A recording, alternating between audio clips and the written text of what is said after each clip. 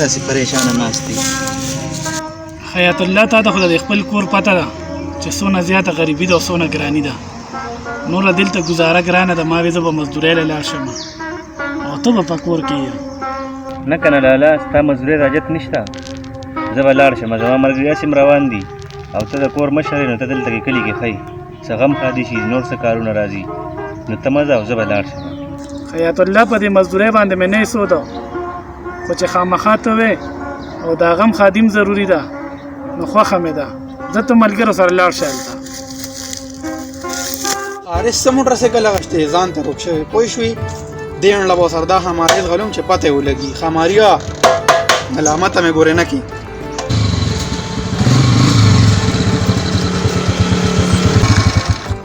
عمره څه مله په دې کټاره باندې ناست دی؟ داسې ګاډي ځان له واله چې کم سے کم ښکل ناست دی پکې ښکلې خو ښکارې که نه چې مزه خو کوي. دا کټاره د خو سم ستا دی نه ښایي. راځه بس پته به ولګي یو پنځایي به کېدو بس ستا دی هم پته ولګي او زما دی هم پته ولګي. صحیح ده که نه ماله بس دا دې اوس مور 500 روپۍ راکړې سودا له، خو سودا پرې نه وړم. راځه تا سره پې شرط لګوم، زه ګورم چې ستا د کباړۍ زما دی نه څنګه تېز دي. ښه بس دا ګز او دا میدان زه چې ځو. راځه چې ځو. ورېږه ځان ته نازیګوال ښه یو مسته ګانه لګوم اورې چې لږ جوش کې راشو. بس صحیح ده دی خوا کېږه.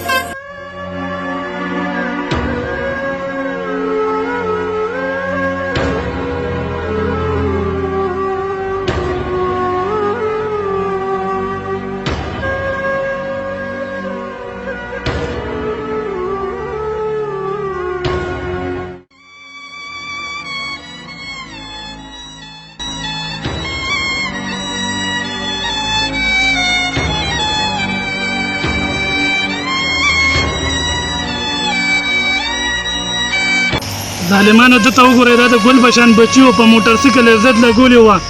دا وګوره په غوږونو کې خینپري منښتې ده او پاپشدي به خدای پاک ته په کومو سترګو ملاویږي.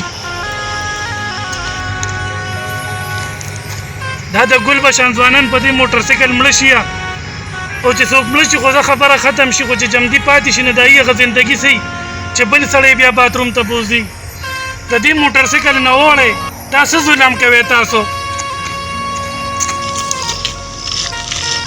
دا چې زما د ګل بشان ته ورو په ما خفه کېدو وي ته مزدورۍ له مده زه به لاړ شم. دا خو زما د ملا تیر مات شو. و ظالمانو تاسو چې پردی موټر سایکل ووینئ ولې داسې چل کوئ؟ و ظالمانو تاسو له چې خدای وس درکړي موټر سایکل والې ولې داسې کوئ چې خپل مور او پلار هم ځان سره تباه کړي، په خپل هم تباه شئ؟ ولې د دې ځوانۍ د دې نشې نه نوځئ؟ د خدای خاطر وکړئ موټر سایکل والا داسې قاطع مه کوئ چې بلا کورونه پرې روان خاطر وکړئ، پردي کورونه هم روان کړئ، ځان هم تباه او برباد کړئ. ولې د ځان دشمنان کېږئ؟ د خدای خاطر وکړئ دا د موټر سایکل دا ریسونه میسونه پرېږدئ.